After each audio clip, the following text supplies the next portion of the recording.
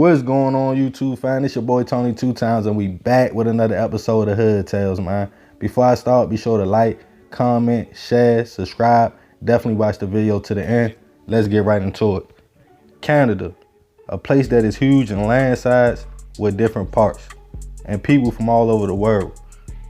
But over the last few years, pretty scenery and free healthcare is not the only thing going on with the Canadians. Canada has had a rise in violent crimes due to its rise in narcotics and gang activity. Today on Hood Tales, we will be discussing a Canadian gang called New Money So Sick. Allegedly, the squad was being accused of trafficking large amounts of coke and fentanyl, attempted hits, homicides, firearm offenses, human trafficking, and more.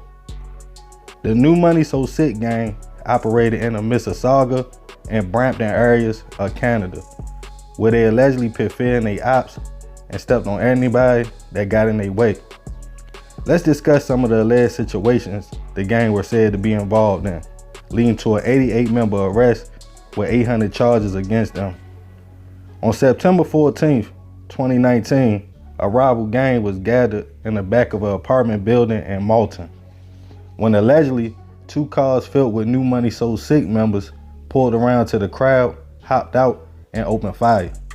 6 people were hit, including a young man named Jonathan Davis, who unfortunately lost his life.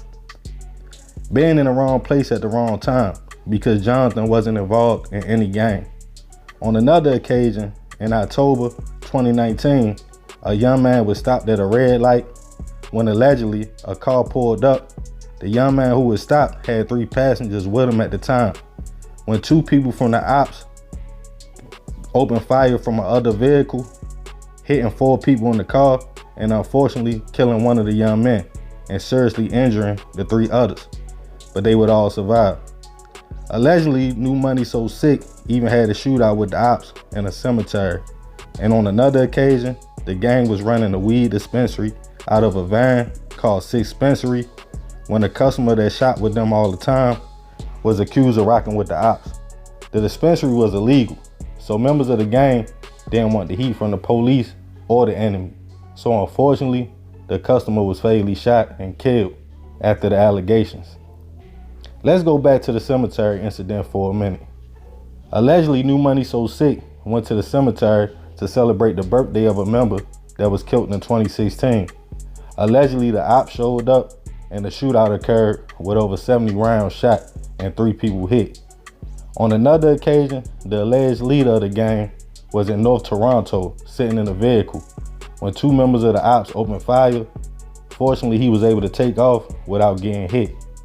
With all this activity, police in the area started to investigate the gang and the homicides. One in particular, the murder of the innocent young man, Jonathan Davis.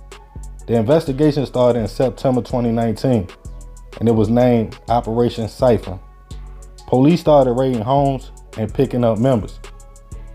34 blickies were seized, 1.39 million in cash, 1.9 million in narcotics, including 13 bricks of coke, 187 kilograms of weed. The gang was also caught on video surveillance shooting out of a car, and a car that the gang used was connected to 2 homicides. Indictments came down on 88 members, including the alleged leader of the gang. Police and prosecutors alleged the gang were trigger happy and didn't care who they hit, with no regard for life. The gang was actually making money in the streets, but unfortunately, money and violence go hand in hand. When people think of Canada, they think of a foreign, cold place where the government take care of their people, but it's 2 sides to every coin. Rest in peace to all the young men that lost their life to gang violence all over the world. Millions of dollars still wasn't enough to stop the violence. That goes to show you it's not about the money. It's about the bodies and bloodshed, in which it never stops. Canada has many gangs. We will be looking into this. This is just one. But now, all the members are on trial, fighting for their life. It's really a life for a life. So remember, we gotta succeed, not to fail, so we won't be just another hood tale. Man, it's a crazy story, you feel me? Shout out to Canada, you know what I mean? Like, it's a lot that been going on up there. Like, I had seen the video not too long ago about another organization up there. They was filled with like some Jamaican dudes, like some other kind of people, you feel me? They was just going in, you know what I mean? So I don't know what's going on up there, but it's a war. And also, you know, they war on drugs kind of different. You know, they trying to legalize everything. You know, at the time of this, the grass up there wasn't legal, but I think it's legal now. But they trying to legalize like hard narcotics, like meth and stuff like that.